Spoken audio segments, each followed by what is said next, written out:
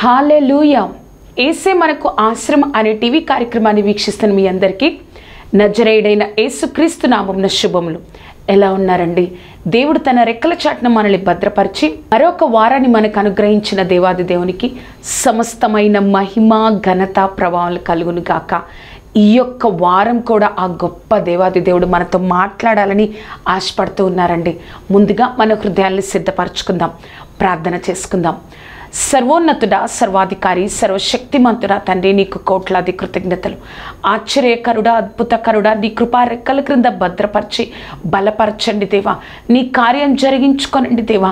నీ నామ మహిమార్థము కాచి కాపాడండి సర్వశక్తిమంతుడా తండ్రి.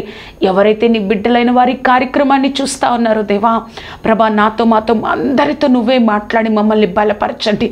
ప్రతి ఒక్కరూ నీ సన్నిధిని అనుభవించాలి దేవా. నీ కృపతో నింపు దేవా. నీకు కోట్లాది వందనాలు. నీ నామ మహిమార్థము కాచి కాపాడయ్యా. తోడేండి నడిపించు దేవా.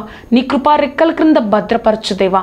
వర్ధిల్లింప చేయండి తండ్రి. సర్వశక్తిమంతుడా నువ్వే సహాయం దయచేయండి. కేవలం నీ నామాన్ని ఘనపరచుకోనండి.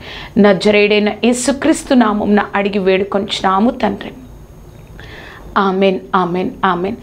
ఈ వారం మన యొక్క వాక్య ప్రసంగాంశంగా గలతీలకు రాసిన పత్రిక 5వ అధ్యాయము 22వ వచనం.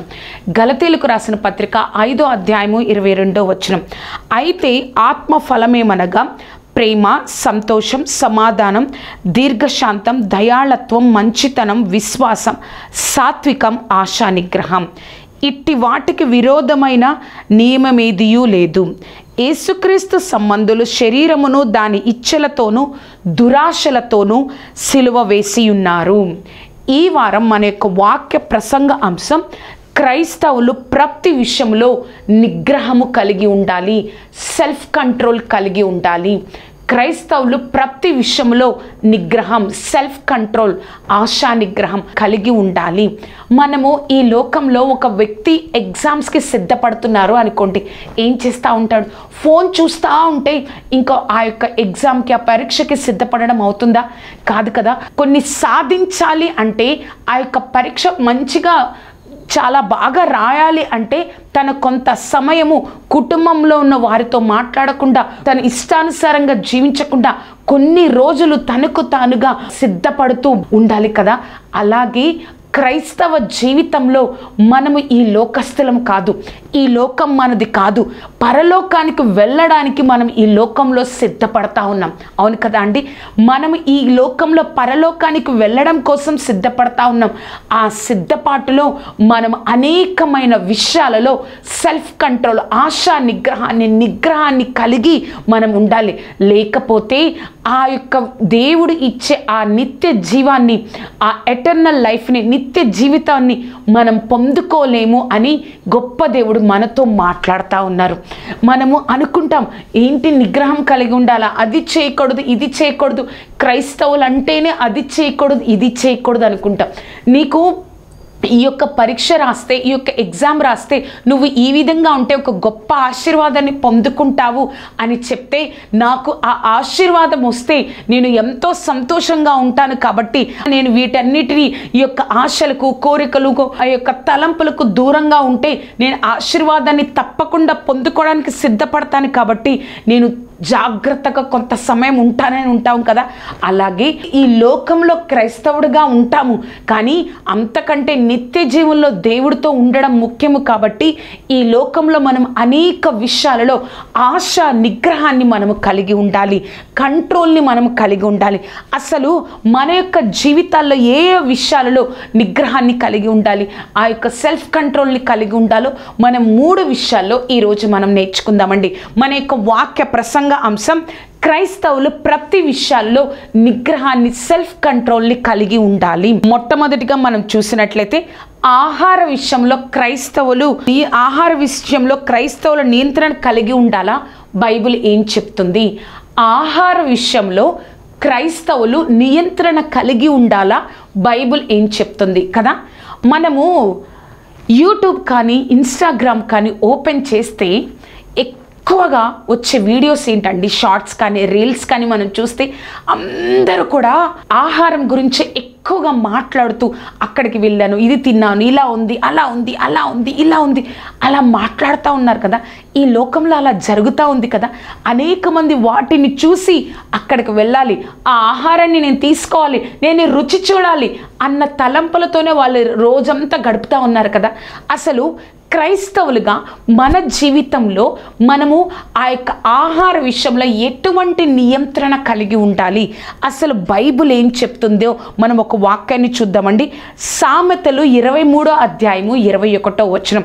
తాగుబోతులను తిండిబోతులను దరిద్రులగుదురు, నిద్రమత్తు చింపిరి గుడ్డలు ధరించుటకు కారణమగును. తాగుబోతులు తిండిబోతులు ఎవరవుతారండి? దరిద్రులైపోతారంట. చూసారా బైబిల్ ఏం చెప్తుందో? మనం అనుకుంటాం ఆహారం మనకు ముఖ్యమే, కానీ ఆహారం కోసమే మనం బ్రతకూడదండి. మనకు ఆహారం కావాలి, శక్తిని పొందుకోవాలి, ఎంత కావాలో అంత తినాలి. అంతకంటే ఎక్కువగా ఆహారం కోసం మాత్రమే మనం బ్రతకకూడదు. అసలు ఈ యొక్క బైబిల్లో మన యొక్క దేవుడు మనకిచ్చిన ఆ పరిశుద్ధ గ్రంథంలో ఆహారం వల్ల ఎవరైనా ఆ యొక్క ఆశీర్వాదాన్ని పోగొట్టుకున్నారా? దేవుని సన్నిధిని దూరం అయ్యారా? అసలు ఏం జరిగిందో 3 జీవితాలు ఈ యొక్క ఫస్ట్ పాయింట్లో చూద్దామండి. మొట్టమొదటిగా ఒక్క పూట కూటి కొరకు ఆశీర్వాదాన్ని పోగొట్టుకున్నాడు కదా. మనకి చెప్పగానే అర్థమైపోయింది.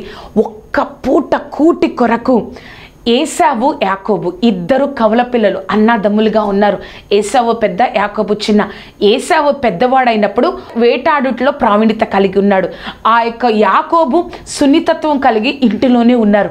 ఏసావు వేటకు వెళ్ళి ఎంతగానో అలిసిపోయి ఇంటికి వచ్చారు. యాకోబు గారు అక్కడ కూర చేసి పెట్టారు. ఆ కూర చేసి పెట్టినప్పుడు ఆ యొక్క యాకోబు ఎంతగానో అలిసిపోయి ఆకలితో వచ్చినప్పుడు ఆ ఎర్రెర్రగా ఉన్న ఆ కూరను నాకివ్వవా అని చెప్పినప్పుడు యాకోబు చాలా తెలివిగా నీ జ్యేష్ఠత్వాన్ని నాకు ఇస్తావా అని అడుగుతారు. నీ జ్యేష్ఠత్వం యొక్క ఆశీర్వాదాన్ని నాకు ఇస్తావంటే, నాకు ఆకలిగా ఉంది, నా జ్యేష్ఠత్వం నాకెందుకు, నేను చనిపోవచ్చున్నాను.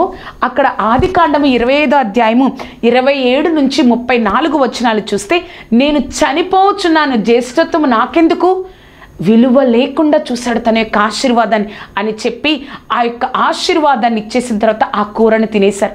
ఇదంతా ఎక్కడ జరిగిందండి? మనందరికీ తెలుసు, ఆదికాండం. బైబిల్లో మొట్టమొదటి పుస్తకంలో ఆదికాండంలో జరిగింది. అక్కడతో దేవుడు మర్చిపోలా. మనలాంటి ఆహారం కోసం నియంత్రణ లేకుండా ఉండే వారి కోసం ఏసావు గురించి దేవుడు మరలా నూతన నిబంధనలో హెబ్రీయులకు రాసిన పత్రిక 12వ అధ్యాయము 16-17 వచనాల్లో ఆ గొప్ప దేవుడు ఆ యొక్క ఏసావు గురించి మాట్లాడతారండి. హెబ్రీయులకు రాసిన పత్రిక 12వ అధ్యాయము 16-17 వచనాలు. ఒక్క పూట కూటి కొరకు తన జ్యేష్ఠత్వపు హక్కును అమ్మివేసిన ఏసావు వంటి భ్రష్టుడైనను వ్యభిచారు అయినను ఉండునేమో అనియు జాగ్రత్తగా చూసుకొనుడి. 17వ వచనం. ఏసావు ఆ తరువాత ఆశీర్వాదం పొందగోరి కన్నీళ్లు విడుచుచు దాని కోసరము శ్రద్ధతో వెతికినను మారు మనసు పొంద అవకాశము దొరకక విసర్జింపబడినని. చూసారా, అక్కడ వదిలేయలేదు, కానీ మనలందరికీ జ్ఞాపకం చేయడం కోసం అటువంటి భ్రష్టుడు వ్యభిచారి. ఏసావు ఏమి పాపం చేయలేదు కదండి, కానీ దేవుడికి ఇష్టం లేకుండా లోకములో ఉన్న ఆహారాన్ని ప్రేమించాడు. ఆ యొక్క ఆశీర్వాదం కంటే ఆహారం ఎక్కువగా ప్రేమించాడు. కాబట్టి దేవుడు వాడిన పదం చూసారా, భ్రష్టుడు వ్యభిచారి. ఒక్క పూట కూటి కొరకు తన యొక్క ఆశీర్వాదాన్ని ఏసావు పోగొట్టుకున్నాడు. రెండో వ్యక్తిని మనం చూద్దామండి. దేవుడు పోషిస్తున్న తృప్తి లేని జీవితాలు. ఇశ్రాయేల్ ప్రజలు దేవుడు ఎంత గొప్పగా పగలు మేఘస్తంభం, రాత్రి అగ్నిస్తంభంతో ఆ యొక్క ఐగుప్తు దేశంలో ఆ తెగుళ్ళు ఐగుప్తుల మీదకి వచ్చినా కూడా ఇశ్రాయేలు మీద ఏమీ రాకుండా బహు జాగ్రత్తగా ఒక చంటి బిడ్డని ఎత్తుకున్నట్లుగా వాళ్ళందరినీ క్షేమంగా బయటకు తీసుకొచ్చి అరణ్యంలో నడిపిస్తూ ఉన్నప్పుడు వాళ్ళు అనేక సార్లు మేము అక్కడ మాంసము తిన్నప్పుడే దేవుడు మమ్మల్ని చంపేయచ్చు కదా ఐగుప్తులో, ఇక్కడ అరణ్యంలో తీసుకొచ్చి మమ్మల్ని చంపుతున్నారు, ఆకలి వేస్తుంది, అన్నము లేదు, ఏంటి మా పరిస్థితి అని అడిగినప్పుడు దేవుడు చెప్తారు, నేను వీరందరి సనుగులను విన్నాను, నేను ఏమి చేస్తాను అంటే వీరి కోసం నేను మన్నాను కురిపిస్తాను. వారు మొదటి 5 రోజులు కూడా ఆ రోజుకి కావలసిన మన్నాని వారు తీసుకోవాలి. 6వ రోజు రెండంతలుగా 6వ రోజుకి 7వ రోజుకి కలిపి వారు ఆహారాన్ని సమకూర్చుకోవాలని దేవుడు చెప్పారు. అలా కొన్ని సంవత్సరాలు తిన్నారు, అలా జరుగుతూ ఉంది. కానీ వాళ్ళు ఎంత తృప్తి లేని జీవితాలో తెలుసా అండి? సంఖ్యాకాండము 21వ అధ్యాయము 5వ వచనం. కాగా ప్రజలు దేవునికి మోషేకును విరోధంగా మాట్లాడి, ఈ అరణ్యంలో చచ్చుటకు ఐగుప్తులో నుండి మీరు మమ్మల్ని ఎందుకు రప్పించితిరి? ఇక్కడ ఆహారం లేదు, నీళ్లు లేదు, చవి సారము లేని ఈ అన్నము మాకు అసహ్యమైనదనిరి. చూసారా, ఇంకా చవి సారం లేని యొక్క టేస్ట్లెస్ యొక్క రుచి లేని ఆహారం మాకు అసహ్యమైపోయింది అని సనుగుతా ఉన్నారు. తృప్తి లేని జీవితాలు. ఆ విధంగా వారుంటే ప్రతిసారి ఆహారం గురించి ఎక్కువగా సనిగారు. అది లేదు, ఇది లేదు, ఇది లేదు, అది లేదు, అక్కడ ఎన్ని తిన్నాము, మాకు ఇక్కడ ఏమీ లేదు అని సనిగారు. కానీ ఎవరైతే దేవుడి మీద సనిగారో, ఆయన శక్తి మీద ఆధారపడకుండా ఆహారం కోసం వాళ్ళెవ్వరూ కూడా ఆ యొక్క వాగ్దాన భూమిలోనికి వెళ్లకుండా మధ్యలోనే వాళ్ళు రాలిపోయారండి. ఆ యొక్క 3వ వ్యక్తిని మనం చూద్దామండి. ఆహారం కోసం దేవుడి సన్నిధికి మనం దూరం అవ్వకూడదు. ఎవరో తెలుసా? మనకు అర్థమై ఉంటుంది, నయోమి. రూతు గ్రంథము 1వ అధ్యాయము 1వ వచనం. న్యాయాధిపతులు ఏలిన దినమందు దేశంలో కరువు కలగగా యూదా బెత్లెహేము నుండి ఒక మనుషుడు తన భార్యను తన 2 కుమారులను వెంట పెట్టుకొని మోయాబు దేశమున కాపురం ఉండటకు వెళ్ళాను. వాళ్ళు ఎందుకు వెళ్ళారండి? దేవుడి సన్నిధైన ఈ బెత్లెహేమును వదిలేసి మోయాబు దేశంకి వెళ్ళారు. ఎందుకు? కరువు. అక్కడ తినడానికి ఆహారం లేక వాళ్ళందరూ అక్కడికి వెళ్ళిపోయారు. మనందరికీ తెలుసు, వెళ్ళిపోయిన తర్వాత తన యొక్క భర్త చనిపోయారు, 10 సంవత్సరాల తర్వాత తన కుమారులు చనిపోయారు, ఒంటరైపోయింది. చూసారా, ఆ యొక్క దేవుడి ఆహారం కోసం దేవుడు తప్పకుండా పోషిస్తాడు కదండి. ఎక్కడ ఉన్నా కూడా, ఏ స్థితిలో ఉన్నా కూడా ఆయనతో ఉంటే మనల్ని పోషించలేడా? పోషిస్తాడు. కానీ కరువు వచ్చిందని దేవుడి సన్నిధిని వదిలేసి దేవుడికి విరోధమైన మనుషుల దగ్గరికి, మోయాబు దేశానికి 10 తరాల వరకు దేవుని సన్నిధినికి రాకూడని శాపగ్రస్తులైన దేశానికి నయోమి వెళ్ళిపోయింది. అది ఆహారం వల్లనే కదా, నియంత్రణ లేకపోవడం వల్లనే కదా. ఏం జరిగింది? సమస్తాన్ని కోల్పోయింది. అక్కడ ఎప్పుడు తిరిగి వచ్చిందో తెలుసా అండి? 1వ అధ్యాయము 6వ వచనం. వారికి ఆహారం ఇచ్చుటకు యెహోవా తన జనులను దర్శించనని ఆమె మోయాబు దేశములో వినను గనక మోయాబు దేశం విడిచి వెళ్ళుటకే ఆమెయు ఆమె కోండండను ప్రయాణమైరి. వినింది, అక్కడ దేవుడు వారికి ఆహారం ఇచ్చుటకు వారిని దర్శించారు. ఆ కరువు పోయిందని చెప్పి 10 సంవత్సరాల తర్వాత వినిందంట. చూసారా ఎంత భయంకరమా? 10 సంవత్సరాలలో ఆ యొక్క కొన్ని సంవత్సరాల సమస్తాన్ని కోల్పోయింది. తన ఇంటిలో ఒక కుమారుల్ని కోల్పోయింది, తన యొక్క భర్తను కోల్పోయింది. చూసారా, మనము నియంత్రణ లేకపోతే ఏషావులాగా, ఆ యొక్క ఐగుప్తు ప్రజలలాగా, నయోమిలాగా మన జీవితాలు అయిపోతాయి. మన క్రైస్తవులంగా మన యొక్క జీవితాల్లో ఆహారం గురించి కూడా మనం నియంత్రణ కలిగి ఉండాలి.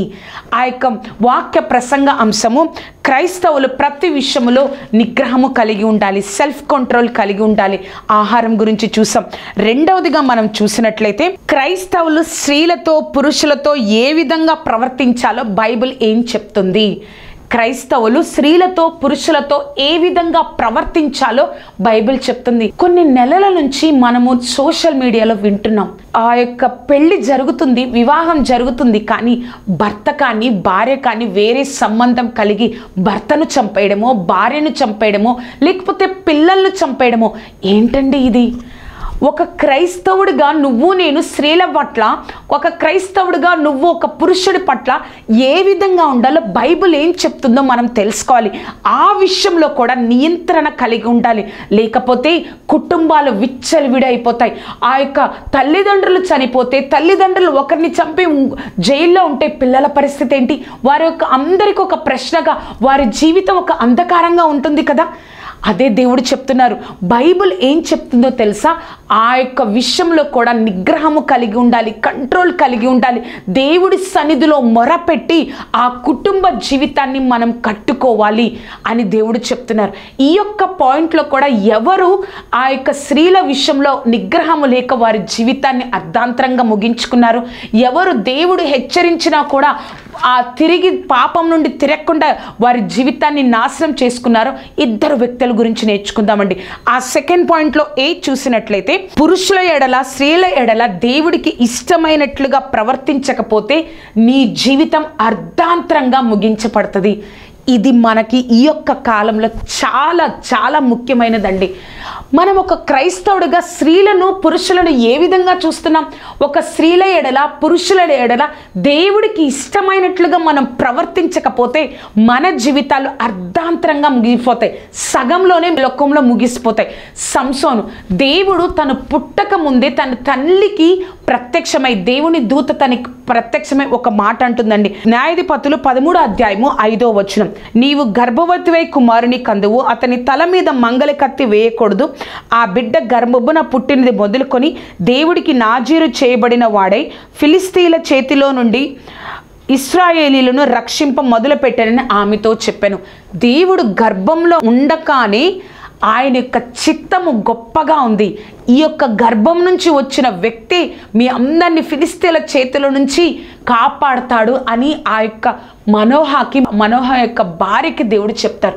అంటే చాలాసార్లు సంసోనుకు కూడా తల్లిదండ్రులు చెప్పే ఉండవచ్చు, నువ్వు చాలా ఒక గొప్ప ప్రణాళికతో పుట్టావు, దేవుడి యొక్క ఆశీర్వాదం, దేవుడి యొక్క గొప్ప తలంపు నీ జీవితంలో ఉంది, నువ్వు బహు జాగ్రత్తగా ఉండాలి అని అనేక సార్లు చెప్పి ఉండవచ్చు. కానీ ఆ యొక్క 13వ అధ్యాయంలో దేవుడు ఆ విధంగా ఉంచారు. 14వ అధ్యాయంలోకి వచ్చినప్పటికీ, ఫిలిస్తీన్లో నేను ఒక అమ్మాయిని చూశాను, ఆ అమ్మాయిని ఇచ్చి నాకు పెళ్లి చేయండి అని తల్లిదండ్రుల్ని డైరెక్ట్గా అడిగాడు. అప్పుడు తండ్రి అడుగుతాడు, సున్నతి లేని వారి దగ్గరికి ఎందుకు? మన దగ్గర చాలామంది పిల్లలు ఉన్నారు కదా, సున్నతి లేని వారి దగ్గరికి ఎందుకంటే నాకు ఇష్టమైనది పెళ్లి చేయండి. అక్కడ ఎంతగానో పొడుపు కథ వేస్తాడు. ఆ పొడుపు కథ తెలుసుకున్న తర్వాత తనే ఆ యొక్క కథను మరలా వాళ్ళ స్నేహితులకి చెప్పి అంతా అయిపోతుంది. ఆ కోపంతో మరలా తిరిగి వచ్చేస్తాడు. కొన్ని రోజులకు అక్కడికి వెళ్ళిన తర్వాత ఎవరైతే ఆ అమ్మాయిని చూసాడో ఆ అమ్మాయి తన స్నేహితుడికి ఇచ్చి వివాహం జరిగించడం బట్టి అక్కడంతా గొడవ అయిపోతుంది. అయ్యో, ఒక అమ్మాయి వల్ల నా చిత్తం నెరవేరట్లేదే, దేవుడు ఉద్దేశం నా జీవితంలో నెరవేరట్లేదని జాగ్రత్త పడాలా. కానీ 16వ అధ్యాయంలో ఏం జరుగుతుందంటే, గాజాలో ఉన్న ఒక వేశ్య దగ్గరికి వెళ్తాడు. తరువాత అదైపోయిన తర్వాత మరలా ఆ 16వ అధ్యాయంలోనే దెలీలా అనే ఒక స్త్రీ దగ్గరికి వెళ్తారు. తను ఈ యొక్క స్త్రీల పట్ల తను దేవుడికి ఇష్టమైనట్లుగా ప్రవర్తించకపోవడం వల్ల ఆ యొక్క ఇశ్రాయేల్ ప్రజలు ఫిలిస్తీన్ల చేతిలో నుంచి ఒక న్యాయాధిపతిగా, ఇశ్రాయేలులకు ఒక న్యాయాధిపతిగా కేవలం 20 సంవత్సరాలు మాత్రమే సంసోను పరిపాలించగలిగాడండి. అర్థమవుతుందా? తను దేవుడి చిత్తం ఉంది, గర్భంలో ఉన్నప్పుడే దేవుడు ఈ ఉద్దేశంతో నేను భూమి మీదకి ఆ యొక్క కుమారుని నీకు ఇస్తున్నాను కాబట్టి నువ్వు బహు జాగ్రత్తగా ఉండాలని మనోహకు చెప్పారు. సంసోన్ ఇంకంత జాగ్రత్తగా ఉండాలండి. స్త్రీల ఎడల ఎంత బహు జాగ్రత్తగా ఉండాలి కదా. కానీ తన జీవితం అర్ధాంతరంగా ఆ యొక్క తక్కువ వయసులోనే 20 సంవత్సరాలు మాత్రమే ఒక న్యాయాధిపతిగా ఉండి చనిపోవాల్సి వచ్చింది. తర్వాత ఇంకొక వ్యక్తిని మనం చూసినట్లయితే, దేవుడు చెప్పిన పాపం నుండి బయటకు రాకపోతే తర్వాతి తరం నీ ద్వారా ఆశీర్వాదాన్ని కోల్పోతుంది. ఇది చాలా చాలా ముఖ్యమండి. దేవుడు చెప్పిన ఆ పాపము నుండి నువ్వు బయటికి రాకపోతే నీ తర్వాతి తరం ఆ యొక్క ఆశీర్వాదాన్ని కోల్పోతుంది అని దేవుడు చెప్తున్నారు. ఆ వ్యక్తి ఎవరో తెలుసా? ఎవరు దేవుడు చెప్పిన పాపం నుండి బయటకు రాలేదు? సొలొమోను. మనం బైబిల్లో బహు జ్ఞానవంతుడు ఎవరు అంటే సొలొమోను అని చెప్తాం.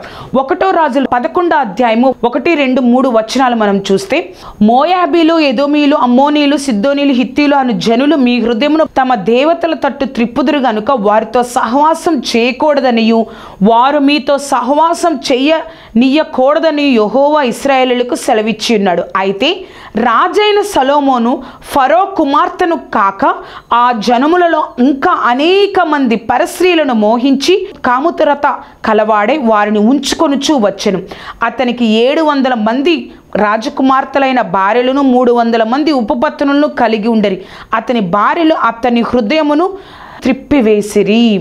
ఇంకా దేవుడికి ప్రార్థన చేయకుండా దేవుడు ముందే చెప్పారు, వారు మీతో స్నేహం చేయకూడదు, మీరు వారితో స్నేహం చేయకూడదు అని చెప్పినా కూడా అనేక మంది భార్యలను ఆ యొక్క వివాహం చేసుకున్నాడు. వారందరూ కూడా ఆయన హృదయాన్ని దేవుడి నుంచి త్రిప్పివేశారు. అయినా దేవుడు వదిలేయలేదండి. కనికరంగల దేవుడు 2 సార్లు సొలొమోనుకి ప్రత్యక్షమే. అదే అధ్యాయము 1 రాజుల గ్రంథం 11వ అధ్యాయము 9వ వచనంలో 2 సార్లు సొలొమోనుకు ప్రత్యక్షమై నువ్వు చేస్తున్న తప్పు అని దేవుడు చెప్పినా కూడా సొలొమోను హృదయం కఠినం అవడం వల్ల ఆ చేసిన తప్పు నుంచి బయటకు రాలేకపోయాడు. అప్పుడు దేవుడు ఏమంటారో తెలుసా? 11వ వచనం నుంచి చదువుతామండి. దేవుడు సెలవిచ్చినదేమనగా, నేను నీతో చేసిన నా నిబంధనను నా కట్టడలను నీవు ఆచరింపకపోవుట నేను కనుగొనుచున్నాను గనుక ఈ రాజ్యము నీకుండకుండా నిశ్చయముగా తీసివేసి నీ దాసునికిచ్చెదను. అయినను నీ తండ్రి అయిన దావీదు నిమిత్తం నీ దినమందు నేను అలాగు చేయక నీ కుమారుని చేతుల నుండి దాన్ని తీసివేసేదను. రాజ్యమంతటియు తీసివేయను. నా దాసుడైన దావీదు నిమిత్తం నేను కోరుకొనిన యెరూషలేము నిమిత్తం ఒక్క గోత్రమును నీ కుమారునికి ఇచ్చేదను. వాళ్ళ తండ్రి 12 గోత్రములకు రాజయ్యారు దావీదు. సొలొమోను 12 గోత్రాలకు రాజయ్యారు. కానీ సొలొమోను చేసిన ఆ యొక్క పాపము వల్ల దేవుడు ఏం చేస్తారు? నేను ఒక్క గోత్రాన్ని మాత్రమే నీ కుమారునికి ఇస్తాను. చూసారా, మనము పాపము నుండి బయటికి రాకపోవడం వల్ల, ఆ యొక్క స్త్రీలతో పురుషులతో చేస్తున్న పాపం నుండి బయటికి రాకపోవడం వల్ల నీ వల్ల నెక్స్ట్ తరానికి ఆశీర్వాదం పోతుందని దేవుడు మరలా నీకు ఒకసారి జ్ఞాపకం చేస్తున్నారు. ఎందుకు మన పిల్లలకి మన యొక్క ఆశీర్వాదం ఇవ్వకపోతే వారు ఎలా బతుకుతారు? మన పిల్లలకి మనము ఆశీర్వదించకపోతే వారు ఎలా బ్రతుకుతారు? మనం చేసిన ఆ యొక్క తల్లిదండ్రులుగా చేసిన పాపం పిల్లల మీద పడుతుంది కదా. ఆ యొక్క శాపము, ఆ యొక్క దుర్మార్గత, ఆ యొక్క దుష్టత్వము వారు అనుభవించాలి కదా. ఒక్కసారి జ్ఞాపకం చేసుకోనండి. స్త్రీల ఎడల పురుషుల ఎడల ఎలా ఉండాలో బైబిల్ స్పష్టంగా చెప్తుంది కదా. ఆ పాపము నువ్వు చేస్తే నువ్వు ఈ విధంగా ఉంటావు. కాబట్టి వెనకకి రా. సొలొమోన్ని దేవుడు వదిలేయలేడని, నువ్వు పాపం చేస్తున్నాని 2 సార్లు ప్రత్యక్షమై దేవుడు చెప్పారంట. అయినా కూడా సొలొమోను వినలేదు. అర్థమైందా? మనము స్త్రీల విషయంలో, పురుషుల విషయంలో నియంత్రణ, కంట్రోల్ కలిగి, సెల్ఫ్ కంట్రోల్ కలిగి ఉండాలి. నువ్వు చేస్తున్న ఆలోచన, తలంపులు, పనులు అవి దేవుడి దృష్టికి అంగీకారమా లేదా అని మనం తెలుసుకోకపోతే మన నెక్స్ట్ తరానికి మనం శాపాన్ని మిగులుస్తాము. కానీ వారు మన వల్ల ఏ యొక్క సంతోషాన్ని పొందుకోలేరండి. మన యొక్క వాక్య ప్రసంగాంశం క్రైస్తవులుగా ప్రతి విషయంలో నియంత్రణ, కంట్రోల్ కలిగి ఉండాలి. ఆహార విషయంలో మనం చూసాం, ఆ యొక్క స్త్రీల విషయంలో, పురుషుల విషయంలో మనం చూసాం. చివరిగా 3వదిగా పరలోకం చేరాలంటే ఆశా నిగ్రహం కలిగి ఉండాలి. పరలోకం చేరాలి అంటే కదా, మనము ఈ లోకంలో ఏదో పొందుకోవడం కోసమే కొన్ని రోజులు కొన్ని విషయాలు పక్కన పెట్టేసి చాలా సీరియస్గా, చాలా శ్రద్ధగా దానికోసం సిద్ధపడతాం. అలాంటిది మన జీవితం, మన యొక్క ప్రాంతము, మన యొక్క దేశము శాశ్వతం కాదు. మనం ఉన్న ఈ స్థలము శాశ్వతం కాదు. బ్రతికితే 70, మహాశక్తి ఉంటే 80. అటువంటి మన జీవితాలు చనిపోయిన తర్వాత యుగ యుగాలు దేవుడితో ఉండాలి కదండి. ఆ యొక్క జీవితం కోసం కదా క్రైస్తత్వ జీవితం యొక్క నిరీక్షణ. ఆ యొక్క జీవితమే కదా మన యొక్క గమ్యము. ఆ యొక్క జీవితం కోసం మనం ప్రయాస పడకుండా ఈ లోకంలో ఉన్న కొన్ని సంవత్సరాలు ఇష్టానుసారంగా శరీరాల్ని పాడు చేసుకుంటూ హృదయాల్ని పాడు చేసుకుంటూ మన యొక్క జీవితంలో నీ ద్వారా, ఒక పురుషుడి ద్వారా, ఒక స్త్రీ ద్వారా వచ్చిన నీ యొక్క జీవితంలో, నీ కుటుంబంలో నీ ద్వారా సంతోషము, సమాధానము లేకుండా జీవిస్తున్నావంటే ఇంకా మనం ఎలా ఉండాలండి? మన జీవితాలు ఎలా ఉంటాయి? దేవుడు మనం చెప్తున్నారు, ఆశ నిగ్రహము లేకపోతే మనం పరలోకానికి పొందుకోలేం. ఆ యొక్క దేవుడు చెప్తున్నారు, నీ దేహమే దేవాలయం కదా, ఆ దేహంలో వచ్చిన ఆలోచనలు, తలంపులు, ఆ వాటన్నిటిని కంట్రోల్ చేసుకోగలుగుతున్నావా? దేవుడి సన్నిధిలో అడిగి, ప్రభా ఈ యొక్క చెడ్డ ఆలోచన నాలో నుంచి తీసేయ్యా, ఈ యొక్క చెడ్డ తలంపు నాలో నుంచి తీసే ప్రభా. నేను ఒక క్రైస్తవుడిగా, నీ బిడ్డగా నేను ఈ లోకంలో ఉంటున్నాను, అనేకమైన విషయాలను నేను ఆ యొక్క కంట్రోల్ని కలిగి ఉండాలి ప్రభా, నిగ్రహాన్ని కలిగి ఉండాలయ్యా, నాకు సహాయాన్ని దయచే ప్రభా అనే ఒక స్థితి, ఆత్మీయ స్థితి మనకుందా అండి? దేవుడు మనల్ని అడుగుతున్నారు, నీ పాపం గురించి ఎప్పుడైనా కన్నీటితో ప్రార్థన చేసిన రోజు నీకు గుర్తుందా? నీ ప్రార్థనలో నీ పాపం గురించి కన్నీటితో ప్రార్థన చేసిన రోజు నీకు గుర్తుందా? అటువంటి ఆత్మీయ స్థితి మనకు ఉండాలండి. అటువంటి ఆత్మీయ స్థితి మనకు ఉండాలి. ప్రభా నేను తప్పు చేశానయ్యా, నన్ను క్షమించు, నేను ఇంకెప్పుడు కూడా చేయకుండా నా కుటుంబాన్ని నేను కాపాడుకోవాలి, ఈ ప్రతి విషయంలో నేను నిగ్రహం కలిగి ఉండాలి అని నువ్వు ఎప్పుడైతే దేవుడికి నీకు నువ్వుగా సమర్పించుకుంటావో దేవుడు నిన్ను విడిచిపెట్టాడండి. దేవుడు మరలా తిరిగి వచ్చిన ఆ యొక్క చిన్న కుమారుని ఆ తండ్రి ఏ విధంగా హత్తుకొని సమస్తాన్ని మరలా ఇచ్చాడో అదే విధంగా దేవుడు మనల్ని తోసివేయడు. మనల్ని మరలా తిరిగి వచ్చావు కాబట్టి నా యొక్క విలువ తెలుసుకొని, పరిశుద్ధత యొక్క విలువ తెలుసుకొని మరలా తిరిగి వచ్చావు కాబట్టి నేను నిన్ను త్రోసివేయను, ఆశీర్వదిస్తా. నిన్ను ఆశీర్వదించడమే కాదు, నీ తరాన్ని కూడా నేను ఆశీర్వదిస్తానని దేవుడు మనతో మాట్లాడుతున్నారు. నియంత్రణ కలిగి ఉందామా? ప్రార్థన చేసుకుందాం. సర్వోన్నతుడా, సర్వాధికారి, సర్వశక్తిమంతుడా, నీకు కోట్లాది వందనాలు. ఆశ్చర్యకరుడా, నీ కృపయ్య తండ్రి, ఒక్కసారి జ్ఞాపకం చేసుకోనండి ప్రభా. క్రైస్తవులుగా మేము తండ్రి ఈ లోకంలో కొన్ని సంవత్సరాలు జీవిస్తామేమో, కానీ సర్వశక్తిమంతుడా యుగ యుగాలు నీతో ఉండాలి కదయ్యా. ఆశ్చర్యకరుడా, అటువంటి జీవితం కోసం మేము ప్రయాస పడడానికి మాకు సహాయమును దయచేదేవా. నీ కృపతో నింపబడడానికి మాకు సహాయమును దయచేదేవా. నీ కార్యం జరిగించండి పరిశుద్ధాత్మదేవా. నీ కృపా రెక్కల కింద భద్రపరిచి బలపరచుదేవా. ఆశ్చర్యకరుడా, ఎవరైతే ఈ కార్యక్రమాన్ని చూస్తున్నారో ప్రభా, నేను నియంత్రణ లేకుండా నేను ప్రవర్తిస్తున్నానయ్యా ప్రభా. ఈ లోకమే శాశ్వతం అనుకొని నేను ప్రవర్తిస్తున్నానయ్యా. నన్ను క్షమించు ప్రభా. నన్ను నేను నియంత్రించుకోవడానికి సహాయం దయచేయండి ప్రభా. నీ కృపతో మమ్మల్ని నింపండి, నీ కార్యం జరిగించండి ప్రభా అని ఎవరైతే అడుగుతా ఉన్నారో పరిశుద్ధాత్మదేవా సహాయమును దయచేయండి, నిలబెట్టండి అయ్యా. నీ కృపలో కార్యం జరిగించండి ప్రభా. మేము నీ బిడ్డలుగా తండ్రి నిలబడాలయ్యా. సర్వశక్తిమంతుడా, పాపములోనే మేము చనిపోకూడదు ప్రభా. తప్పు తెలుసుకొని పూర్ణ హృదయంతో నీ వైపు తిరిగి నీ కార్యం జరిగించడానికి, నీ చిత్తంలో ఉన్న ఆశీర్వాదాన్ని పొందుకోవడానికి మాకు సహాయం దయచేయండి. నీ గొప్ప కార్యాన్ని మా జీవితాల్లో జరిగించండి. నువ్వే తోడేయండి, నడిపించండి. మాతో మాట్లాడిన దేవా నీకు వందనాలు. ప్రతి విషయంలో కంట్రోల్ కలిగి, నియంత్రణ కలిగి మేము ఉండడానికి సహాయం దయచేయండి. నీ కృపను అనుగ్రహించండి. నజరేయుడైన యేసుక్రీస్తు నామమున అడిగి వేడుకొంచున్నాము తండ్రి. Amen, amen, amen. చూసారు కదా అండి, మనము ప్రతి విషయంలో నియంత్రణ కలిగి ఉంటేనే మనం పరలోకానికి వెళ్తాం. ఈ యొక్క కార్యక్రమం మీకు ఆశీర్వాదకరంగా ఉన్నట్లయితే మీ యొక్క స్నేహితులకు, బంధువులకు ఈ యొక్క కార్యక్రమాన్ని పరిచయం చేయండి. అంతేకాదు నా గురించి, ఈ కార్యక్రమం గురించి ప్రార్థన చేయండి. నియంత్రణ కలిగి పరలోకంలో యుగ యుగాలు ఉండే, ఆయనతో ఉండే ఒక ఆత్మీయ జీవితం మనందరం చేయునుగాక. ప్రతి విషయంలో నియంత్రణ కలిగి ఉండును గాక. దేవుడు మిమ్మల్ని ఆశీర్వదించును గాక. Amen, amen, amen.